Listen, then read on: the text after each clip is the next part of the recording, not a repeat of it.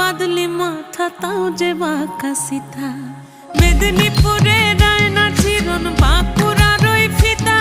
আর যতন করে বাঁধলি মাথা তাও যে বাঁকা সিথা পেছ পাড়িয়া রাজকুমার